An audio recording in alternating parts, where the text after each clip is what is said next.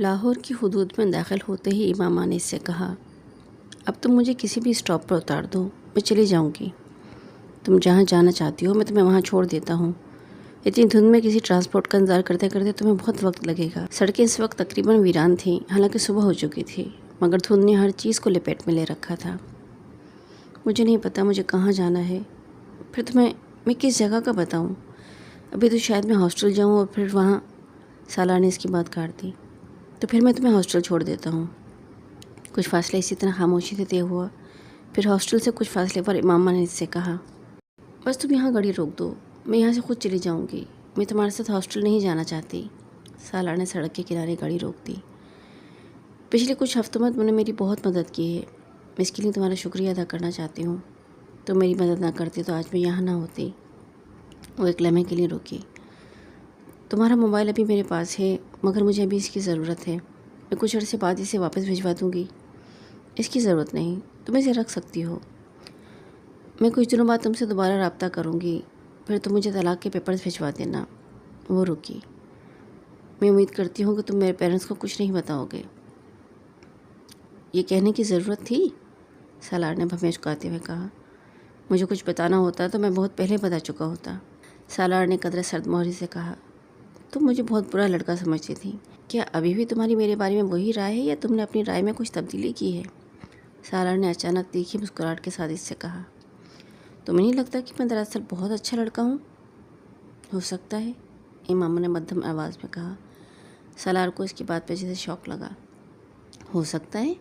وہ بے یقینی سے مسکرایا۔ ابھی بھی ہو سکتا ہے؟ تم بہت ناشکری ہو امامہ، میں نے تمہارے لیے اتنا کچھ کیا ہے جو اس زمانے میں کوئی لڑکا نہیں کرے گا، پھر بھی تم مجھے اچھا ماننے پر تیار نہیں۔ میں ناشکری نہیں ہوں، مجھے اعتراف ہے تم نے مجھ پر بہت سے احسان کیے ہیں اور شاید تمہاری جگہ کوئی دوسرا کبھی نہ کرتا۔ سالار نے اس کی بات کاٹ دی۔ تمہیں اچھا ہوا نا؟ وہ کچھ نہیں بولی، صرف اسے دیکھتی رہی۔ نہیں، مجھے پتہ ہے تم یہی کہنا چاہتی ہو۔ حالانکہ مشرق کی لڑکی کی خاموشی کی اس کا اقرار ہوتی ہے، مگر تمہاری خاموشی تمہارا انکار ہوتی ہے۔ ٹھیک کہہ رہا ہوں نا؟ ہم ایک فضول بحث کر رہے ہیں۔ ہو سکتا ہے، سالار نے کندھے اچکائے، مگر مجھے حیرانی ہے کہ تم۔ اس بار امامہ نے اس کی بات کاٹ دی۔ تم نے یقیناً میرے لیے بہت کچھ کیا ہے، اور اگر میں تمہیں نہیں جانتی تو یقیناً میں تمہیں ایک بہت اچھا انسان سمجھتی اور کہہ بھی دیتی، مگر میں تمہیں اتنی اچھی طرح جانتی ہوں کہ میرے لیے یہ کہنا مشکل ہے کہ تم ایک اچھے انسان ہو۔ وہ رکی۔ سالار پلکیں جھپکائے بغیر اسے دیکھ رہا تھا۔ جو آدمی خودکشی کی کوشش کرتا ہو، شراب پیتا ہو، جس نے اپنا کمرہ عورتوں کی برہنہ تصویروں سے بھر رکھا ہو، وہ اچھا آدمی تو نہیں ہو سکتا، امامہ نے دو ٹوک انداز میں کہا۔ تم کسی ایسے آدمی کے پاس جاتی ہو جو یہ تینوں کام نہ کرتا مگر تمہاری مدد بھی نہ کرتا، تو کیا وہ تمہارے لیے اچھا آدمی ہوتا؟ سالار نے تیز آواز میں کہا، جیسے جلال انصر؟ امامہ کے چہرے کا رنگ بدل گیا۔ ہاں، اس نے میری مدد نہیں کی، مجھ سے شادی نہیں کی، اس کا یہ مطلب نہیں ہوا کہ وہ برا ہو گیا ہے، وہ اچھا آدمی ہے، ابھی بھی میرے نزدیک اچھا آدمی ہے، اور میں نے تمہاری مدد کی، تم سے شادی کی، مگر یقیناً اس کا یہ مطلب نہیں کہ میں اچھا ہو گیا ہوں، میں برا آدمی ہوں۔ وہ عجیب سے انداز میں کہتے ہوئے مسکرایا۔ تمہارا خود اپنے بارے میں کیا خیال ہے ماما؟ کیا تم اچھی لڑکی ہو؟ سالار نے اچانک چپتے ہوئے انداز میں پوچھا، اور پھر جواب کا انتظار کیے بغیر کہنے لگا، میرے نزدیک تم بھی اچھی لڑکی نہیں ہو، تم بھی ایک لڑکے کے لیے اپنے گھر سے بھاگی ہو، اپنے منگیتر کو دھوکہ دیا ہے تم نے، اپنی فیملی کی عزت کو خراب کیا ہے تم نے۔ سالار نے ہر لحاظ بالائے طاق رکھتے ہوئے صاف گوئی سے کہا۔ امامہ کی آنکھوں میں ہلکی سی نمی آ گئی۔ تم ٹھیک کہتے ہو، میں واقعی اچھی لڑکی نہیں ہوں۔ ابھی یہ جملہ مجھے بہت سے لوگوں سے سننا ہے۔ میں تمہیں بہت لمبی چوڑی وضاحت دے سکتی ہوں، مگر اس کا کوئی فائدہ نہیں، تم ان چیزوں کو نہیں سمجھ سکتے۔ فرض کرو میں تمہیں لاہور نہ لے کر آتا، کہیں اور لے جاتا، پھر؟ مگر میں تمہیں بحفاظت یہاں لے آیا، یہ میرا تم پر کتنا بڑا احسان ہے، تمہیں اندازہ ہے اس کا؟ امامہ گردن موڑ کیسے دیکھنے لگی۔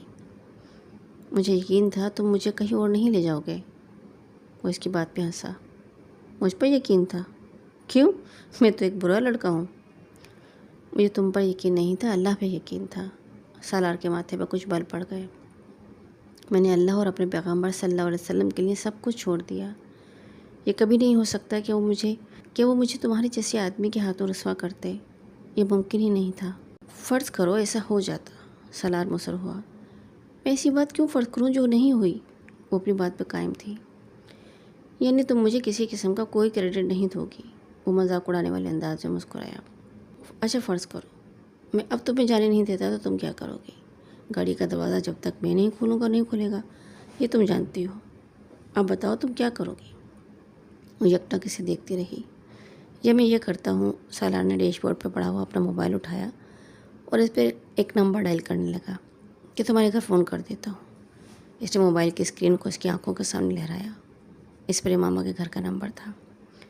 میں نے تمہارے بارے میں بتاتا ہوں کہ تم کہاں ہو، کس کے ساتھ ہو، پھر یہاں سے تمہیں سیدھا پولیس اسٹیشن لے جا کر ان کی تحویل بھی دے دیتا ہوں، تو پھر تمہاری اعتقاد اور اعتبار کا کیا ہوا؟ وہ مذاق اڑانے والے انداز میں کہہ رہا تھا۔ امامہ چپ چاپ اسے دیکھتی رہی۔ سالار کو بے حد خوشی محسوس ہوئی۔ سالار نے موبائل آف کرتے ہوئے ایک بار پھر اس کی آنکھوں کے سامنے لہرایا۔ کتنا بڑا احسان کر رہا ہوں میں تم پر کہ میں ایسا نہیں کر رہا، اس نے موبائل کو دوبارہ ڈیش بورڈ پر رکھتے ہوئے کہا۔ حالانکہ تم بے بس ہو، کچھ بھی نہیں کر سکتی۔ اسی طرح رات کو میں تمہیں کہیں اور لے جاتا تو تم کیا کر لیتی؟ میں تمہیں شوٹ کر دیتی۔ سالار نے حیرانی سے اسے دیکھا، پھر کہا مار کر ہنسا۔ کیا کر دیتی؟ میں تمہیں شوٹ کر دیتی، اس نے اسی انداز میں رک رک کر اس سے کہا۔ وہ اسٹیئرنگ پہ دونوں ہاتھ رکھ کر کھلکھلا کر ہنسا۔ کبھی زندگی میں پسٹل دیکھا بھی ہے تم نے؟ اس نے امامہ کا مذاق اڑاتے ہوئے کہا۔ سالار نے اسے جھکتی اور اپنے پاؤں کے قریب اپنے پاؤں کی طرف ہاتھ بڑھاتے دیکھا۔ جب وہ سیدھی ہوئی تو اس نے سالار سے کہا، شاید اسے کہتے ہیں۔ سالار ہنسنا بھول گیا۔ اس کے دائیں ہاتھ میں ایک چھوٹے سائز کا بہت خوبصورت اور قیمتی لیڈیز پستول تھا۔ سالار پستول پر اس کے ہاتھ کی گرفت کو دیکھ کر جان گیا تھا کہ وہ کسی اناڑی کے ہاتھ میں نہیں تھا۔ اس نے بے یقینی سے امامہ کو دیکھا۔ تم مجھے شوٹ کر سکتی تھی؟ ہاں میں تمہیں شوٹ کر سکتی تھی، مگر میں نے ایسا نہیں کیا کیونکہ تم نے مجھے کوئی دھوکہ نہیں دیا، اس نے مستحکم آواز میں کہا۔ اس نے پستول سالار کی طرف نہیں کیا، صرف اپنے ہاتھ میں رکھا۔ گاڑی کا لاک، اس نے اپنی بات ادھوری چھوڑ کر سالار سے کہا۔ سالار نے غیر ارادی طور پر اپنی طرف موجود بٹن دبا کر لاک کھول دیا۔ امامہ نے دروازہ کھول دیا۔ وہ پستول اپنی گود میں موجود بیگ میں رکھ رہی تھی۔ دونوں کے درمیان مزید کوئی بات نہیں ہوئی۔ امامہ نے گاڑی سے باہر نکل کر اس کا دروازہ بند کر دیا۔ سالار نے اسے تیز قدموں کے ساتھ ایک وین کی طرف جاتے اور پھر اس پر سوار ہوتے دیکھا۔ اس کی قوت مشاہدہ بہت تیز تھی۔ وہ کسی بھی شخص کے چہرے کو پڑھ سکتا تھا اور اسے اس چیز پہ بڑا زوم تھا۔ مگر وہاں اس دھندآلود سڑک پر گاڑی میں بیٹھے ہوئے اس نے اعتراف کیا کہ وہ امامہ ہاشم کو نہیں جان سکا تھا۔ وہ اگلے کئی منٹ اسٹیئرنگ پہ دونوں ہاتھ رکھے بے یقینی کے عالم میں وہیں بیٹھا رہا تھا۔ امامہ ہاشم کے لیے اس کی ناپسندیدگی میں کچھ اور اضافہ ہو گیا تھا۔ وہ واپسی پر دھند کی پرواہ کیے بغیر پوری رفتار سے گاڑی چلا کر آیا تھا۔ پورا راستہ اس کا ذہن اسی ادھیڑے پن میں لگا رہا تھا کہ اس نے پستول آخر کہاں سے نکالا تھا۔ وہ پورے وثوق سے کہہ سکتا تھا کہ جس وقت وہ وضو کے لیے پاؤں دھو رہی تھی اس وقت وہ پستول اس کی پنڈلی کے ساتھ نہیں تھا، ورنہ وہ ضرور اسے دیکھ لیتا۔ بعد میں نماز پڑھنے کے دوران بھی وہ بغور اسے سر سے پاؤں تک دیکھتا رہا۔ پستول تب بھی اس کی پنڈلی کے ساتھ بندھا ہوا نہیں تھا۔ وہ برگر کھانے اور چائے پینے کے بعد گاڑی میں آ کر بیٹھ گئی تھی۔ وہ کچھ دیر بعد گاڑی میں آیا تھا۔ یہ یقیناً گاڑی میں موجود اس کے بیگ میں ہی ہوگا، وہ اندازے لگاتا رہا۔ وہ جس وقت اپنے گھر پہنچا اس کا موڈ آف تھا۔ گیٹ سے گاڑی اندر لے جاتے ہوئے اس نے چوکیدار کو اپنی طرف بلایا۔ رات کو میں جس لڑکی کے ساتھ یہاں سے گیا تھا تم اس کے بارے میں کسی کو نہیں بتاؤ گے، بلکہ میں رات کو کہیں نہیں گیا، سمجھ میں آیا؟ اس نے تحکمانہ انداز میں کہا۔ جی میں کسی کو نہیں بتاؤں گا، چوکیدار نے فرما برداری سے سر ہلایا۔ وہ احمق نہیں تھا کہ ایسی چیزوں کے بارے میں کسی کو بتاتا پھرتا۔ اپنے کمرے میں آ کر وہ اطمینان کے ساتھ سو گیا۔ اس کا دن کہیں جانے کا ارادہ نہیں تھا۔ وہ اس وقت گہری نیند میں تھا جب اس نے اچانک کسی کو اپنے کمرے کے دروازے کو زور زور سے بجاتے سنا۔ وہ یکدم اٹھ کر بیٹھ گیا۔ دروازہ واقعی بج رہا تھا۔ اس نے مندھی ہوئی نظروں سے وال کلاک کو دیکھا جو 4 بجا رہا تھا۔ اپنی آنکھوں کو رگڑتے ہوئے وہ بیڈ سے اٹھ کھڑا ہوا۔ اسے دروازہ بجانے والے پر شدید غصہ آیا۔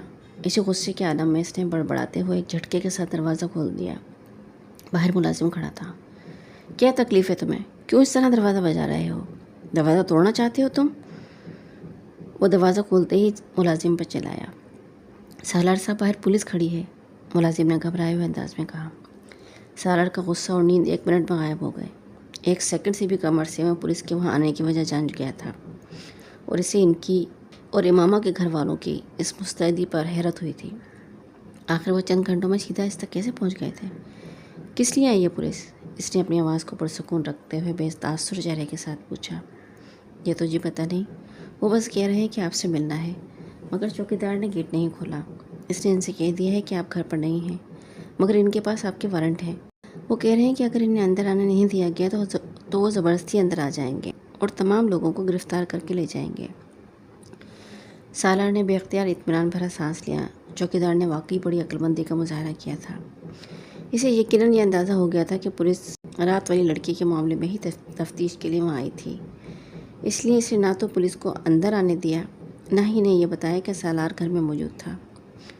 تم فکر مت کرو، میں کچھ نہ کچھ کرتا ہوں، سالار نے ملازم سے کہا، اور واپس آنا بیڈ روم میں آ گیا۔ اور وہ کسی عام شہری کا گھر ہوتا تو پولیس شاید دیواریں پھلانگ کر بھی اندر موجود ہوتی، مگر اس وقت وارنٹ ہونے کے باوجود اس گھر کا سائز اور جس علاقے میں وہ واقع تھا انہیں خوف میں مبتلا کر رہا تھا۔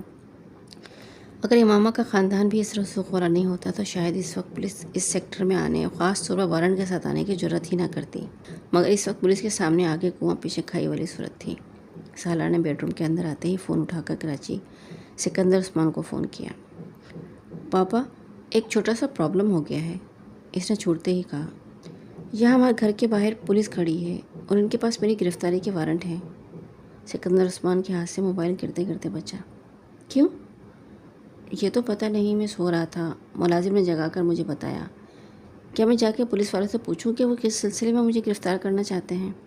سالار نے بڑی فرما برداری اور معصومیت کے ساتھ سکندر عثمان سے پوچھا۔ تمہیں باہر نکلنے یا پولیس کو اندر بلوانے کی ضرورت نہیں ہے، تم اپنے کمرے میں ہی رہو، میں تھوڑی دیر بعد تمہیں رنگ کرتا ہوں۔ سکندر عثمان نے عجلت کے عالم میں موبائل بند کر دیا۔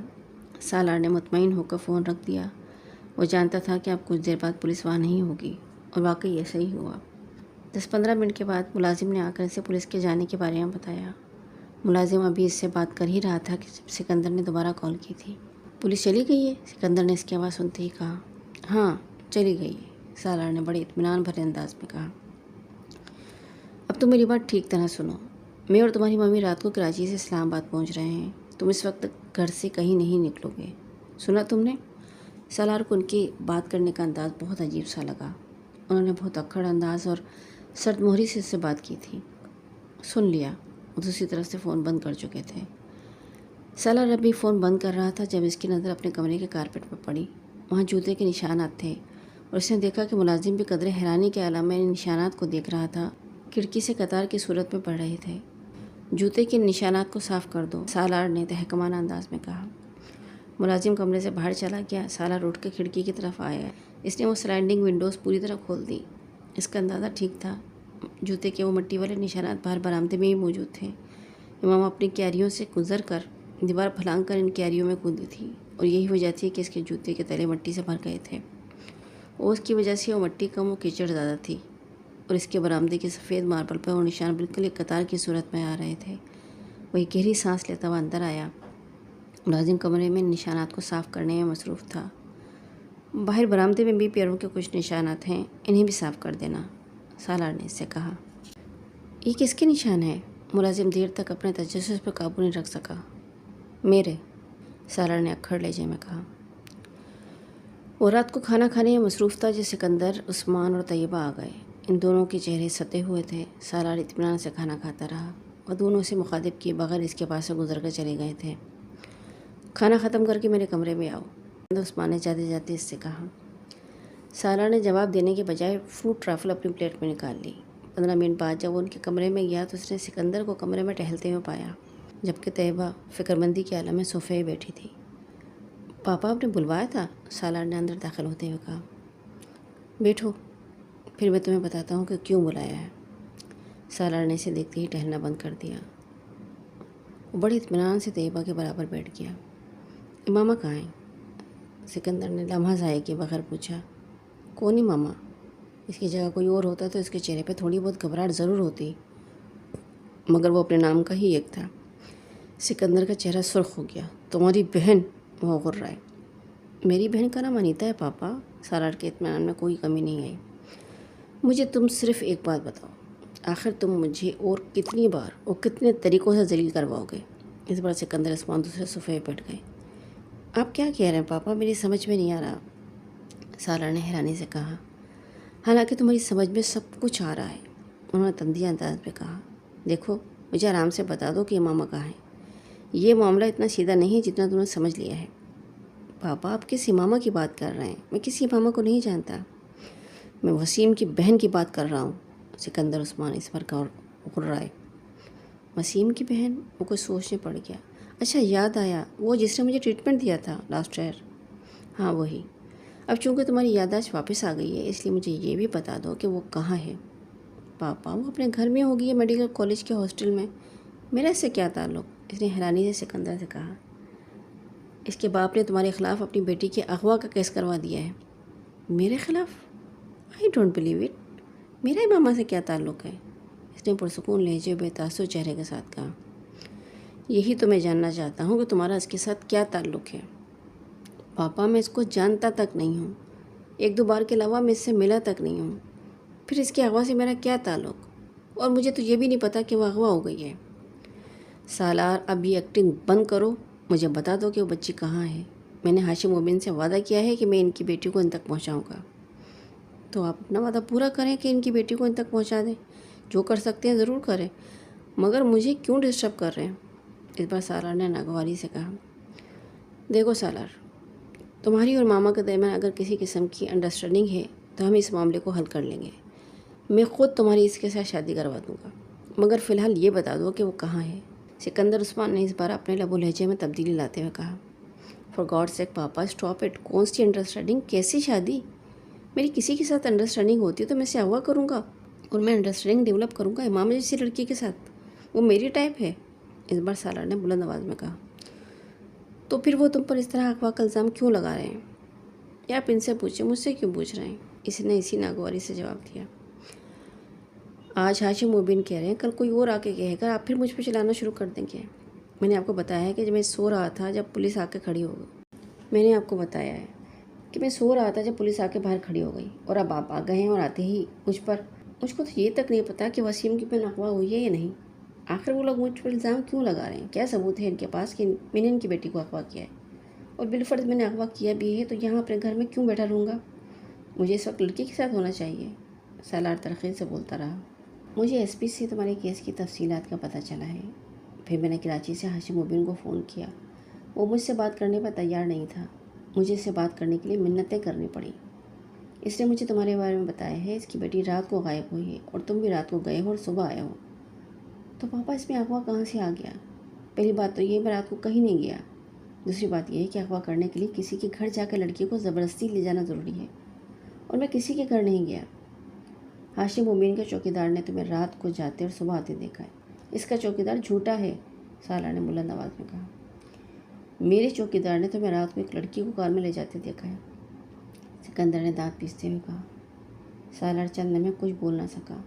سکندر یقیناً گھر آتے ہی چوکیدار سے بات کر چکے تھے۔ وہ میری ایک فرینڈ تھی جسے میں گھر چھوڑنے گیا تھا، اس نے طیبہ کو دیکھتے ہوئے کہا۔ کون ہے وہ فرینڈ؟ اس کا نام اور پتہ بتاؤ۔ سوری پاپا، میں نہیں بتا سکتا، اٹس پرسنل۔ یہاں اسلام آباد چھوڑنے گئے تھے؟ ہاں۔ تم اس سے لاہور چھوڑ کر آئے ہو، ایس پی نے مجھے خود بتایا ہے۔ تم 4 ناکوں سے گزرے ہو، چاروں پر تمہارا نمبر نوٹ کیا گیا ہے۔ راستے میں تم نے اس سروس اسٹیشن پر رک کر گاڑی چیک کروائی ہے، اس لڑکی کے ساتھ وہاں کھانا کھایا ہے۔ سکندر نے سروس اسٹیشن اور ہوٹل کا نام بتاتے ہوئے کہا۔ سالار کچھ دیر سکندر کو دیکھتا رہا، مگر اس نے کچھ بھی نہیں کہا۔ ایس پی نے مجھے یہ سب خود بتایا ہے، اس نے ابھی ہاشم مبین کو یہ سب کچھ نہیں بتایا۔ اس نے مجھ سے کہا ہے کہ میں تم سے بات کروں اور خاموشی کے ساتھ لڑکی کو واپس پہنچا دوں، یا اس کے گھر والوں کو اس لڑکی کا پتہ بتا دوں، تاکہ یہ معاملہ خاموشی سے کسی مسئلے کے بغیر ختم ہو جائے۔ مگر وہ کب تک ہاشم مبین کو نہیں بتائے گا؟ وہ دوستی کا لحاظ کر کے سب کچھ چھپا بھی گیا، تب بھی ہاشم مبین کے اور بھی بہت سے ذرائع ہیں، اسے وہاں سے پتہ چل جائے گا اور پھر تمہاری پوری زندگی جیل میں گزرے گی۔ سکندر نے اسے ڈرانے کی کوشش کی۔ وہ متاثر ہوئے بغیر اسے دیکھتا رہا۔ اب جھوٹ بولنا چھوڑ دو اور مجھے بتا دو کہ وہ لڑکی کہاں ہے۔ وہ لڑکی ریڈ لائٹ ایریا میں ہے۔ سکندر کو اس کی بات پہ کرنٹ لگا۔ واٹ؟ میں اسے وہیں سے لایا تھا اور وہیں چھوڑ آیا ہوں۔ وہ سفید چہرے کے ساتھ سالار کو دیکھتے رہے۔ مگر وہ امامہ نہیں تھی، میں پرسوں لاہور گیا ہوا تھا، وہاں سے میں رات گزارنے کے لیے اس لڑکی کو لایا تھا۔ آج میں اسے وہاں چھوڑ آیا۔ میرے پاس اس کا کوئی کانٹیکٹ نمبر تو نہیں ہے، مگر آپ میرے ساتھ لاہور چلیں تو میں آپ کو اس لڑکی کے پاس لے جاتا ہوں، یہ پتہ بتا دیتا ہوں، آپ خود پولیس کو کہیں کہ وہ اس لڑکی سے تصدیق کر لے۔ کمرے میں یکدم خاموشی چھا گئی تھی۔ طیبہ اور سکندر بے یقینی سے سالار کو دیکھ رہے تھے، جبکہ وہ بڑے مطمئن انداز میں کھڑکیوں سے باہر دیکھ رہا تھا۔ مجھے یقین نہیں آتا کہ تم اس طرح کی حرکت کر سکتے ہو، تم ایسی جگہ جا سکتے ہو۔ ایک لمبی خاموشی کے بعد سکندر نے کہا، آئی ایم سوری پاپا، مگر میں جاتا ہوں، اور اس بات کا ماما کے بھائی وسیم کو بھی پتہ ہے۔ میں کئی بار ویکینڈ پر اپنے دوستوں کے ساتھ وہاں جاتا رہا ہوں، اور وسیم یہ بات جانتا ہے، آپ اس سے پوچھ لیں ایڈریس اس لڑکی کا۔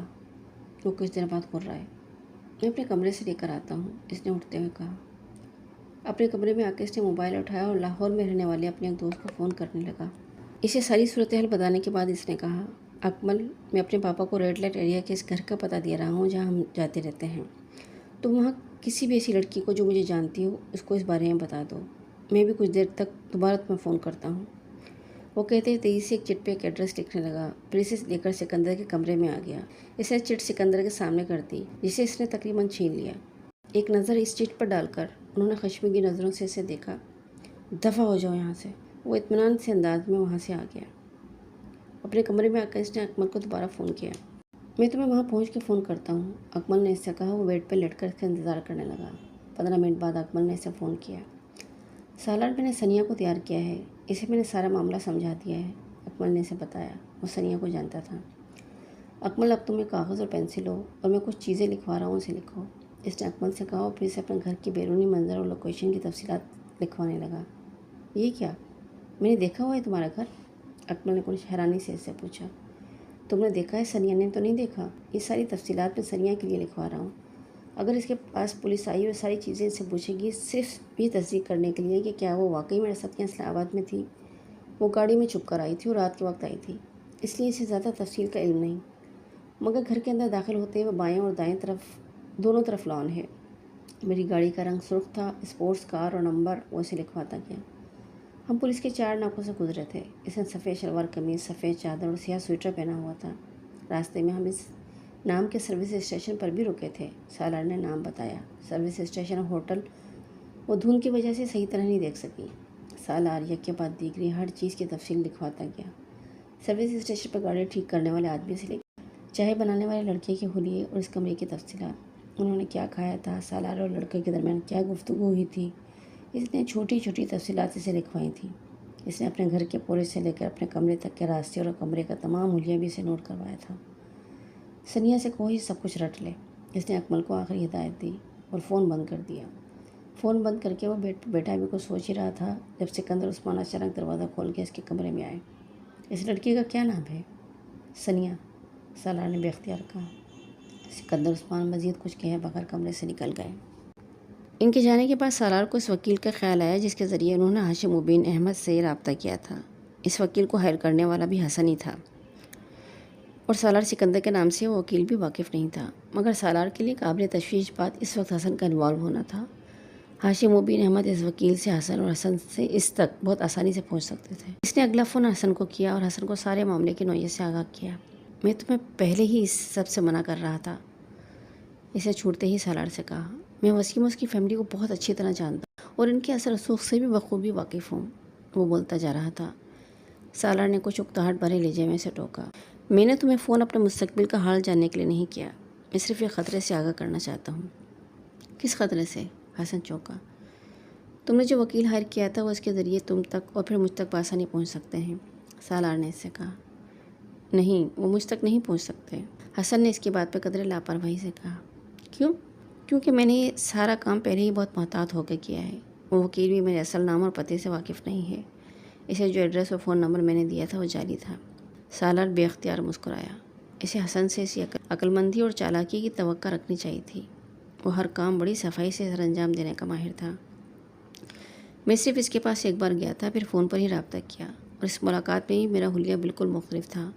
میں نہیں سمجھتا کہ صرف حلیے سے ہاشم مبین احمد مجھ تک پہنچ سکتے ہیں، اور اگر وہ پہنچ گیا تو پتہ نہیں۔ اس تو کے بارے میں تو میں نے نہیں سوچا، حسن نے صاحب کوئی سے کیا۔ کیا یہ بہتر نہیں کہ تم کچھ دنوں کے لیے کہیں غائب ہو جاؤ اور یوں ظاہر کرو کہ جیسے یہ غیر موجودگی کچھ ضروری کاموں کے لیے تھی؟ سالار نے اسے مشورہ دیا۔ اس سے بہتر مشورہ بھی میرے پاس ہے۔ میں اس وکیل کو کچھ روپے پہنچا کر اسے ہدایت دے دیتا ہوں کہ وہ ہاشم مبین یا پولیس کے پہنچنے پر وہ انہیں میرا غلط حلیہ بتائے۔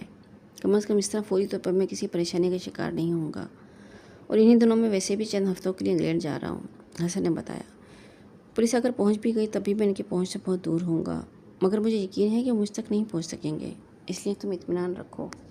اگر تم واقعی اتنے بے فکر اور مطمئن ہو تو ٹھیک ہے، ہو سکتا ہے وہ تم تک نہ ہی آئیں، مگر میں نے پھر بھی سوچا کہ میں تمہیں بتا دوں، سالار نے فون بند کرتے ہوئے اس سے کہا۔ ویسے تم اس لڑکی کو لاہور میں کہاں چھوڑ کر آئے ہو؟ لاہور کی ایک سڑک پہ چھوڑ آیا ہوں، اس کے علاوہ اور کہاں چھوڑ سکتا تھا؟ اس نے اپنے محل وقوع اور حدود اربع کے بارے میں کچھ نہیں بتایا، وہ بس چلی گئی۔ عجیب بیوقوف ہو، کم از کم تم تو اس سے اس کا ٹھکانہ پوچھنے کا حوصلہ رکھتے تھے۔ ہاں، مگر مجھے اس کی ضرورت نہیں پڑی، سالار نے دانستہ امامہ سے آخری بار ہونے والی اپنی گفتگو گول کر دی۔ میں حیران ہوں کہ تم اب کس طرح کے معاملات میں انوالو ہونے لگے ہو۔ اپنے ٹائپ کی لڑکیوں کے ساتھ انوالو ہونا دوسری بات ہے، مگر وسیم کی بہن جیسی لڑکیوں کے ساتھ انوالو ہو جانا، تمہارا ٹیسٹ بھی دن بدن گرتا جا رہا ہے۔ میں انوالو ہو رہا ہوں؟ تم واقعی عقل سے پیدل ہو، ورنہ کم از کم اس طرح کی بات مجھ سے نہ کرتے۔ ایڈونچر اور انوالومنٹ میں زمین و آسمان کا فرق ہوتا ہے حسن صاحب، سالار نے تجزیہ لہجے میں کہا۔ اور آپ نے یہ فاصلہ ایک ہی چھلانگ میں طے کر دیا ہے سالار صاحب، حسن نے بھی اسی کے انداز میں جواب دیا۔ تمہارا دماغ خراب ہے اور کچھ نہیں، اور تمہارا دماغ مجھ سے زیادہ خراب ہے، ورنہ اس طرح کی حماقت کو ایڈونچر کبھی نہ کہتے۔ حسن بھی قدرے جھلایا ہوا تھا۔ اگر تم نے میری مدد کی ہے تو اس کا یہ مطلب نہیں ہے کہ تمہارے منہ میں جو آئے تم مجھے کہہ دو۔ سالار کو اس کی بات پہ اچانک غصہ آ گیا۔ ابھی میں نے تمہیں کچھ بھی نہیں کہا ہے، تم کس بات کی طرف اشارہ کر رہے ہو؟ یہ ٹیسٹ والی بات کی طرف یا دماغ خراب ہونے والی بات کی طرف؟ سالار نے اسی انداز میں اس کے غصے سے متاثر ہوئے بغیر پوچھا۔ اچھا، منہ بند کر لو، فضول بحث مت کرو۔ اس وقت ان تمام باتوں کو کرنے کا مطلب گڑھے مردے اکھاڑنا ہے۔ حسن اب سنجیدہ تھا۔ فرض کرو پولیس کسی صورت ہم تک پہنچ جاتی ہے اور پھر امامہ کا پتہ جاننے کی کوشش کرتے ہیں تو ہم کیا بتائیں گے؟ اور میں نہیں سمجھتا وہ کبھی بھی اس بات پہ یقین کریں گے کہ امامہ کے بارے میں تمہیں کچھ بھی نہیں پتہ۔ اس وقت تم کیا کرو گے؟ کچھ بھی نہیں کروں گا، ان سے وہی کہوں گا جو تم سے کہہ رہا ہوں، بلند آواز میں کہا۔ ہاں، اور سارا مسئلہ تمہارے اس بیان سے ہی شروع ہوگا، میں امامہ کے بارے میں نہیں جانتا ہوں۔ حسن نے اس کا جملہ دہرایا۔ تمہیں اچھی طرح اندازہ ہونا چاہیے کہ وہ ہر قیمت پہ امامہ تک پہنچنا چاہیں گے۔ یہ بہت بات کی بات ہے، امکانات اور ممکنات پر غور کر کے پریشان نہیں ہوتا، جب وہ وقت آئے گا دیکھا جائے گا، سالار نے لاپرواہی سے کہا۔ تم سے مجھے صرف یہ مدد چاہیے کہ تم اس سارے معاملے کو راضی رکھو اور پولیس کی ہتھے نہ لگو۔ تمہارے کہے بغیر بھی میں یہی کام کرتا، ویسے بھی اگر میں پکڑا گیا تو وسیم کو منہ دکھانے کے قابل نہیں رہوں گا۔ اس وقت تم نے مجھے واقعی بڑی امبیرسنگ صورتحال سے دوچار کیا ہے۔ اوکے، میں بند کر رہا ہوں کیونکہ تم پر پھر وہی دورہ پڑنے والا ہے، وہی نصیحتیں، وہی پچھتاوے۔ You are acting like my father. Salar نے کھٹاک سے فون بند کر دیا۔ اس کا ذہن پچھلی رات کے بارے میں سوچ رہا تھا اور اس کے ماتھے کی تیوریاں اور بل بہت نمایاں تھے۔ میں کبھی سوچ بھی نہیں سکتا تھا کہ وہ اس حد تک گر جائے گا۔ ریڈ لائٹ ایریا، مائی فٹ، کبھی میرے خاندان کی پچھلی میری 7 نسلوں سے بھی کوئی وہاں نہیں گیا، اور یہ لڑکا کیا ہے جو میں نے اسے نہیں دیا؟ کیا ہے جس کی کمی رہنے دی؟ اور اسے دیکھو، کبھی خودکشی کی کوشش کرتا پھرتا ہے اور کبھی ریڈ لائٹ ایریا۔ میرے اللہ، یہ آخر کس حد تک جائے گا یہ؟ سکندر عثمان نے اپنا سر تھام لیا۔ مجھے تو گھر کے ملازموں پر بھی بہت اعتراض ہے، آخر کیوں اس لڑکی کو انہوں نے اندر آنے دیا؟ گھر کے معاملات پر نظر رکھنی چاہیے انہیں، طیبہ نے بات کر موضوع بدلتے ہوئے کہا۔ گھر کے معاملات اور مالک کے معاملات پر نظر رکھنے پر زمین و آسمان کا فرق ہوتا ہے۔ یہ معاملہ گھر کا نہیں تھا، مالک کا تھا، سکندر نے تنزیہ لہجے میں کہا۔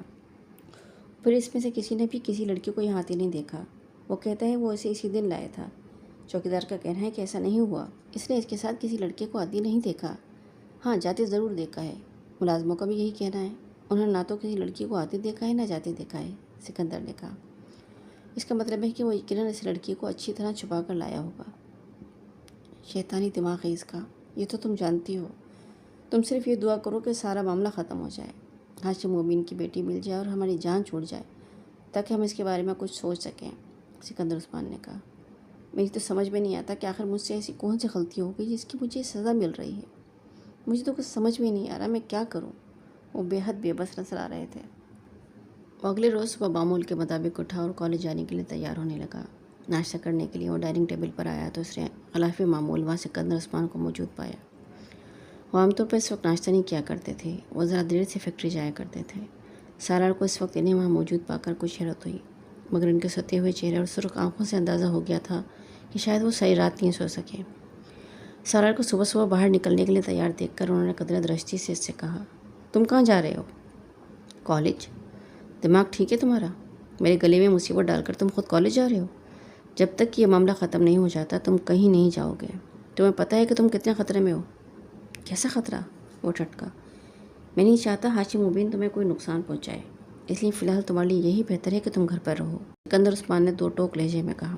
ان کی بیٹی مل جائے پھر تم دوبارہ کالج جانا شروع کر دینا۔ اس کی بیٹی اگر 1 سال نہیں ملے گی تو کیا میں 1 سال تک اندر بیٹھا رہوں گا؟ آپ نے اسے میرے بیان کے بارے میں بتایا نہیں؟ سالار نے تیز لہجے میں کہا۔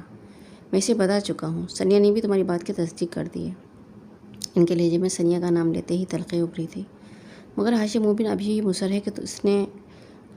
ہے کہ اس کی بیٹی کو تم نے ہی اغوا کیا ہوا ہے۔ تو میں کیا کروں؟ اسے یقین نہیں آتا تو نہ کرے، مجھے کیا فرق پڑتا ہے؟ سالار نے لاپرواہی سے کہتے ہوئے ناشتہ کی طرف ہاتھ بڑھایا۔ تمہیں فرق نہیں پڑتا، مجھے پڑتا ہے۔ تم ہاشم مبین کو نہیں جانتے، وہ کتنے اثر و رسوخ والا آدمی ہے اور کس حد تک جا سکتا ہے، اس کا اندازہ صرف مجھے ہے۔ میں نہیں چاہتا کہ وہ تمہیں کوئی نقصان پہنچائے، اس لیے ابھی تم گھر پر ہی رہو۔ سکندر عثمان نے اس پر کچھ نرم لہجے میں کہا۔ شاید انہیں اندازہ ہو گیا تھا کہ ان کی سختی کا اس پر کوئی اثر نہیں ہوگا اور وہ ان کی بات نہیں مانے گا۔ پاپا میری اسٹڈیز کا حرج ہوگا، سوری میں گھر پر نہیں بیٹھ سکتا۔ سالار سکندر عثمان کے لہجے کی نرمی سے متاثر نہیں ہوا تھا۔ تمہارا حرج ہوتا ہے یا نہیں، مجھے اس سے کوئی دلچسپی نہیں ہے، میں صرف تمہیں گھر پہ چاہتا ہوں، سمجھے تم؟ اس بار انہوں نے اچانک بھڑک کر بلند آواز سے کہا۔ کم از کم آج تو مجھے جانے دیں، آج مجھے بہت سے ضروری کام نپٹانے ہیں۔ سالار نے ایک دم ان کے غصے پہ کچھ پزل ہوا۔ تم وہ کم ڈرائیور کو بتا دو، وہ کر دے گا، یا کسی دوست سے فون پہ بات کر لو، سالار نے حتمی انداز میں کہا۔ مگر پاپا آپ مجھے اس طرح؟ سکندر عثمان نے ان کی باتیں سنی، ڈرائنگ روم سے نکل رہے تھے۔ وہ کچھ دیر بلند آواز میں بڑبڑایا، پھر تنگ آ کے خاموش ہو گیا۔ وہ جانتا تھا کہ سکندر عثمان اسے اب باہر نکلنے نہیں دیں گے، مگر اسے اس بات کی توقع نہیں تھی۔ اس کا خیال تھا کہ سنیا کو سامنے لانے پر اس کی اپنی فیملی کے ساتھ ہاشم مبین بھی مطمئن ہو جائیں گے اور کم از کم یہ مصیبت اس کے کندھوں سے اتر جائے گی۔ مگر اس کے لیے سکندر عثمان کا یہ انکشاف حیران کن تھا کہ ہاشم مبین نے ابھی بھی اس کے بیان پہ یقین نہیں کیا تھا۔ سالار وہاں بیٹھا ناشتہ کرتے ہوئے کچھ دیر ان تمام معاملات کے بارے میں سوچتا رہا۔ کالج نہ جانے کا مطلب گھر میں بند ہو جانا، اور گھر میں بند نہیں ہونا چاہتا تھا۔ اس کا موڈ یکدم آف ہو گیا۔ ناشتہ کرتے کرتے اس نے اسے ادھورا چھوڑ دیا اور اپنے کمرے کی طرف چل دیا۔ سکندر صاحب میں آپ سے ایک بات کہنا چاہتی ہوں۔ وہ لاؤنج میں بیٹھے تھے جب ملازمہ کچھ جھجکتے ہوئے ان کے پاس آئی۔ ہاں کہو، پیسوں کی ضرورت ہے؟ سکندر عثمان نے اخبار پڑھتے ہوئے اس سے کہا۔ وہ اس معاملے میں خاصے فراخ دل تھے۔ نہیں صاحب جی، ایسی کوئی بات نہیں ہے، میں کچھ اور کہنا چاہتی ہوں آپ سے۔ بولو۔ وہ ہنوز اخبار پڑھنے میں منہمک تھے۔ ملازمہ کچھ پریشان ہونے لگی۔ ناصرہ نے بہت سوچ سمجھ کر سالار اور امامہ کے بارے میں سکندر عثمان کو بتانے کا فیصلہ کیا تھا، کیونکہ اسے ہی سب کچھ اب بہت پریشان کن لگ رہا تھا۔ وہ نہیں چاہتی تھی کہ جلد یا بدیر یہ پتہ لگ جائے کہ ان دونوں کے درمیان رابطے کا ذریعہ وہ تھی، اور پھر اسے اور اس کے پورے خاندان کو پولیس کا سامنا کرنا پڑے۔ اس لیے اس نے اپنے شوہر سے مشورہ کرنے کے بعد اس نے سکندر عثمان کو سب کچھ بتانے کا فیصلہ کر لیا تھا، تاکہ کم از کم وہ دونوں گھرانوں میں سے کسی ایک کی ہمدردی اپنے ساتھ رکھے۔ چپ کیوں ہو، بولو؟ سکندر عثمان سے خاموش پا کر ایک بار پھر اس سے کہا۔ ان کی نظریں اب بھی اخبار پہ جمی ہوئی تھیں۔ سکندر صاحب، میں آپ کو سالار صاحب کے بارے میں کچھ بتانا چاہتی ہوں، ناصرہ نے بالآخر ایک طویل توقف کے بعد کہا۔ سکندر عثمان نے بے اختیار اخبار اپنے چہرے کے سامنے ہٹا کر اسے دیکھا۔ سالار کے بارے میں کیا کہنا چاہتی ہو؟ انہوں نے اخبار کو سامنے سینٹر ٹیبل پہ پھینکتے ہوئے بہت سنجیدگی سے کہا۔ سالار صاحب اور امامہ بی بی کے بارے میں کچھ باتیں بتانا چاہتی ہوں۔ سکندر عثمان کا دل بے اختیار اچھل کر حلق میں آ گیا۔ کیا؟ بہت دن پہلے ایک دن سالار صاحب نے مجھ سے کہا تھا کہ میں ان کا موبائل اپنی بیٹی کے ہاتھ امامہ بی بی کو پہنچا دوں۔ سکندر عثمان کو لگا وہ دوبارہ کبھی ہل نہیں سکیں گے۔ تو ہاشم مبین احمد کا خیال اور اصرار ٹھیک تھا، ان کے بدترین قیاس اور اندازے درست تھے۔ پھر کھائی سے آتی لگی۔ میں نے انکار کر دیا کہ یہ کام میں نہیں کر سکتی، مگر انہوں نے مجھے بہت دھمکایا۔ انہوں نے کہا وہ مجھے گھر سے نکال دیں گے، جس پر مجبوراً میں وہ موبائل امامہ بی بی تک پہنچانے کے لیے تیار ہو گئی۔ اپنی پوزیشن کو محفوظ رکھنے کے لیے ناصرہ نے اپنے بیان میں جھوٹ کی آمیزش کرتے ہوئے کہا۔ پھر اس کے کچھ دن بعد ایک دن سالار صاحب نے کہا کہ میں کچھ کاغذات امامہ بی بی تک پہنچاؤں اور پھر اسی وقت ان کاغذات کو واپس لے آؤں۔ میں نے اپنی بیٹی کے ذریعے وہ کاغذات بھی امامہ بی بی کے پاس پہنچا کے واپس منگوا لیے اور سالار صاحب کو دے دیے۔ میں نے سالار صاحب سے ان کاغذات کے بارے میں پوچھا تھا مگر انہوں نے نہیں بتایا، مگر مجھے شک تھا کہ شاید وہ نکاح نامہ تھا، کیونکہ اس وقت سالار صاحب کے کمرے میں 5 لوگ موجود تھے اور ان میں کوئی مولوی بھی تھا۔ سکندر عثمان کو وہاں بیٹھے بیٹھے پسینے آنے لگے۔ اور یہ کب کی بات ہے؟ امامہ بی بی کے جانے سے چند دن پہلے، ناصرہ نے کہا۔ تم نے مجھے اس کے بارے میں پہلے کیوں نہیں بتایا؟ سکندر عثمان نے درست لہجے میں کہا۔ میں بہت خوفزدہ تھی صاحب جی، سالار صاحب نے مجھے بہت دھمکیاں دی تھیں کہ اگر میں نے آپ کو یا کسی کو اس معاملے میں بتایا تو وہ مجھے یہاں سے باہر پھینکوا دیں گے، ناصرہ نے کہا۔ وہ کون لوگ تھے؟ انہیں جانتی ہو؟ سکندر عثمان نے بہت اضطراب کے عالم میں کہا۔ بس ایک کو، حسن صاحب تھے۔ اس نے سالار کے ایک دوست کا نام لیا۔ باقی اور کسی کو میں نہیں پہچانتی، ناصرہ نے کہا۔ میں بہت پریشان تھی، آپ کو بتانا چاہتی تھی مگر ڈرتی تھی کہ آپ میرے بارے میں کیا سوچیں گے، مگر اب مجھ سے برداشت نہیں ہوا۔ اور کون کون جانتا ہے اس کے بارے میں؟ کوئی بھی نہیں، بس میں، میری بیٹی اور میرا شوہر، ناصرہ نے جلدی سے کہا۔ ملازموں میں سے کسی اور کو کچھ پتہ ہے؟ توبہ کریں جی، میں کیوں کسی کو بتاتی؟ میں نے کسی کو کچھ نہیں بتایا۔ تم نے جو کچھ کیا اس کے بارے میں تو میں بعد میں طے کروں گا، مگر فی الحال تم ایک بات اچھی طرح نظر نشین کر لو کہ تم کسی کو بھی اس سارے معاملے کے بارے میں نہیں بتاؤ گی۔ اپنا منہ ہمیشہ کے لیے بند کر لو، ورنہ اس بار نہ صرف میں تمہیں گھر سے نکال دوں گا بلکہ میں ہاشم مبین اور پولیس کو کہہ دوں گا کہ یہ سب کچھ تم نے کروایا ہے۔ تم نے ہی ان دونوں کو گمراہ کیا تھا اور تم ہی ان دونوں کے پیغامات ایک دوسرے تک پہنچاتی تھی۔ پھر پولیس تمہارے ساتھ اور تمہارے خاندان کے ساتھ کیا کرے گی تمہیں یاد رکھنا چاہیے۔ ساری عمر جیل کے اندر ہی گزر جائے گی۔ وہ غصے کے عالم میں سے دھمکا رہے تھے۔ نہیں صاحب جی، میں کیوں کسی کو بتاؤں گی؟ آپ میری زبان کٹوا دیجیے گا اگر مجھ سے دوبارہ اس کے بارے میں کچھ ذکر سنیں، ناصرہ گھبرا گئی، مگر سکندر عثمان نے رکھائی کے ساتھ اس کی بات کاٹ دی۔ بس کافی ہے، اب تم جاؤ یہاں سے، میں تم سے بعد میں بات کروں گا، انہوں نے اسے جانے کا اشارہ کرتے ہوئے کہا۔ سکندر عثمان پریشانی کے عالم میں ادھر ادھر ٹہرنے لگے۔ اس وقت ان کے سر پہ واقعی آسمان ٹوٹ پڑا تھا اور اس وقت انہیں پہلی بار سالار کے ہاتھوں بیوقوف بننے کا احساس ہو رہا تھا۔ وہ کس جٹائی، مہارت اور بےہودگی سے ان سے جھوٹ پر جھوٹ بولتا رہا اور انہیں دھوکہ دیتا گیا اور انہیں اس کا احساس تک نہ ہو سکا۔ اور اگر ملازمہ انہیں سب کچھ نہ بتاتی تو ابھی بھی ٹانگ پہ ٹانگ رکھے مطمئن بیٹھے ہوتے، یہی سوچ کر کہ سالار امامہ کے ساتھ انوالو نہیں ہے، نہ ہی اس کی گمشدگی میں اس کا کوئی حصہ ہے۔ وہ چند دن گھر پہ رہ کر ایک بار پھر کالج جانا شروع کر چکا تھا۔ وہ جانتے تھے کہ سالار کی نگرانی کی جا رہی تھی اور ہاشم مبین کو سب کچھ پتہ چلنے کا مطلب کیا تھا یہ وہ اچھی طرح جانتے تھے۔ ان کا کچھ دیر پہلے کا اطمینان یکدم ختم ہو گیا تھا۔ وہ یہ اندازہ کر سکتے تھے کہ وہ کاغذات کہتے تھے۔ ان 5 آدمیوں کی موجودگی کا مطلب کیا تھا، سالار امامہ کے درمیان تعلق کی نوعیت کیا تھی، اور اس وقت ان کا دل چاہ رہا تھا کہ اس کا گلا دبا دیں یا پھر اسے شوٹ کر دیں، مگر وہ جانتے تھے وہ یہ دونوں کام نہیں کر سکتے۔ سالار سکندر ان کا وہ بیٹا تھا جس سے وہ اپنی اولاد میں سب سے زیادہ محبت کرتے تھے، اور اس طرح بیوقوف بننے کے بعد پہلی بار سوچ رہے تھے کہ آپ سالار سکندر کی کسی بات پہ یقین نہیں کریں گے، اسے مکمل طور پر ہر معاملے کے بارے میں اندھیرے میں ہی میں رکھیں گے، ویسے ہی جیسے وہ کر رہا تھا۔ اس کی امامہ سے جان پہچان کیسے ہوئی؟ سکندر عثمان نے اپنے کمرے میں بے چینی سے ٹہلتے طیبہ سے پوچھا۔ مجھے کیا پتہ ان کی جان پہچان امامہ سے کیسے ہوئی؟ کوئی بچہ تو نہیں ہے کہ میری وہ انگلی پکڑ کے چلتا ہو، طیبہ نے قدر خفگی سے کہا۔ میں نے تمہیں بہت بار کہا ہے کہ اس پر نظر رکھا کرو، اس پر توجہ دینا صرف میرا ہی فرض کیوں ہے؟ طیبہ یکدم بھڑک اٹھی۔ آپ کو بھی تو اپنی ایکٹیویٹیز چھوڑ دینی چاہیے، سارا الزام میرے ہی سر کیوں؟ میں تم کو کوئی الزام نہیں دے رہا، اور اس بحث کو ختم کرو۔ امامہ کے ساتھ شادی، تم اندازہ کر سکتی ہو کہ ہاشم مبین کو جب اس تعلق کا پتہ چلے گا تو وہ کیا تماشا کھڑا کریں گے؟ مجھے یہ سوچ کے شوق لگ رہا ہے کہ اس نے ایسی حرکت کرنے کا سوچ کیسے لیا۔ اسے بالکل بھی احساس نہیں ہماری اور ہماری فیملی کی سوسائٹی میں کتنی عزت ہے۔ سکندر عثمان طیبہ کے قریب صوفے بیٹھے ہوئے تھے۔ ایک پرابلم ختم ہوتی ہے تو ہماری دوسری پرابلم شروع کر دیتا ہے۔ یہ سارا چکر اس وقت شروع ہوگا جب پچھلے سال اس نے خودکشی کی کوشش کے بعد اس کی جان بچائی تھی۔ ہم بیوقوف تھے کہ ہم نے اس معاملے پر نظر نہیں رکھی، ورنہ شاید یہ سب کچھ بہت پہلے سامنے آ جاتا۔ سکندر عثمان اپنی کن پٹی مسلتے ہوئے کہنے لگے، اور یقیناً یہ لڑکی بھی اس کے ساتھ اپنی مرضی سے انوالو ہوئی ہوگی، ورنہ کوئی اس طرح کوئی کسی کے ساتھ مرضی کے خلاف تو نکاح نہیں کر سکتا۔ اور ہاشم مبین کو دیکھیں، یوں شور مچا رہا ہے جیسے اس کی بیٹی کا اس میں کوئی قصور نہیں ہے، جو کیا سالار نے کیا ہے۔ انہوں نے تو FIR بھی اغوا کی درج کروائی ہے۔ طیبہ نئے سرے سے سلگنے لگی۔ جو بھی ہے قصور تمہارے بیٹے کا ہے، نہ وہ اسے کموں میں پڑتا نہ اس طرح پھنستا۔ اب تو تم صرف یہ سوچو کہ تم تمہیں صورتحال سے کس طرح بچنا ہے؟ ابھی ہم اتنی بری طرح سے نہیں پھنسے جس طرح آپ سوچ رہے ہیں، پر جرم ثابت نہیں ہوا۔ پولیس یا ہاشم مبین احمد کے پاس کوئی ثبوت نہیں ہے اور وہ ثبوت کے بغیر کچھ نہیں کر سکتے۔ اور جس دن ان تک کوئی ثبوت پہنچ گیا اس دن کیا ہوگا تم نے سوچا ہے؟ سکندر عثمان نے کہا۔ آپ پھر امکانات کی بات کر رہے ہیں، ایسا ہوا تو نہیں ہے اور ہو سکتا ہے ہو بھی نہ۔ اس نے ہمیں اگر اتنا بڑا دھوکہ دیا ہے تو ہو سکتا ہے ایک اور دھوکہ یہ بھی ہو کہ اس کا رابطہ اس لڑکی کے ساتھ نہیں ہے۔ ممکن ہے یہ ابھی بھی اس لڑکی کے ساتھ رابطے میں ہو۔ سکندر عثمان کو خیال آیا۔ ہاں ہو سکتا ہے، پھر کیا کیا جائے؟ میں اس سے بات کروں گا تو سمجھو پتھر کے ساتھ اپنا سر پھوڑوں گا۔ وہ پھر جھوٹ بول دے گا، جھوٹ بولنے میں تو وہ ماہر ہو چکا ہے۔ انہوں نے تنفر آمیز لہجے میں کہا۔ بس چند ماہ میں اس کا BA مکمل ہو جائے گا، پھر میں اسے باہر بھجوا دوں گا۔ کم از کم ہر وقت ہاشم مبین احمد کی طرف سے جن اندیشوں کا میں شکار رہتا ہوں وہ تو ختم ہوں گے۔ انہوں نے سگریٹ کا ایک کش لگایا۔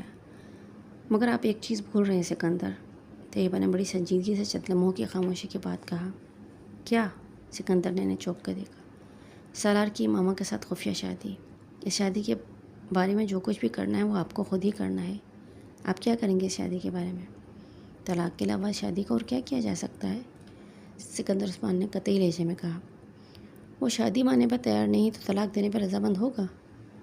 جب میں اسے ثبوت پیش کروں گا تو اسے اپنی شادی کا اعتراف کرنا ہی پڑے گا، اور اگر شادی کا اعتراف کرنے کے بعد بھی اس نے ماما کو طلاق دینے سے انکار کر دیا تو کوئی نہ کوئی راستہ نکالنا پڑے گا، اور وہ میں نکال لوں گا، چاہے وہ اپنی مرضی سے طلاق دے یا مجھے زبردستی کرنا پڑے۔ میں یہ معاملہ ختم کر دوں گا۔ اس طرح کی شادی انسان کو ساری عمر خوار کرتی ہے، اس سے تو پیچھا چھوڑانا ہی پڑے گا، ورنہ میں اسے اس بار مکمل طور پر اپنی جائیداد سے آگ کر دینے کا ارادہ رکھتا ہوں۔ سکندر عثمان نے دو ٹوک انداز میں کہا۔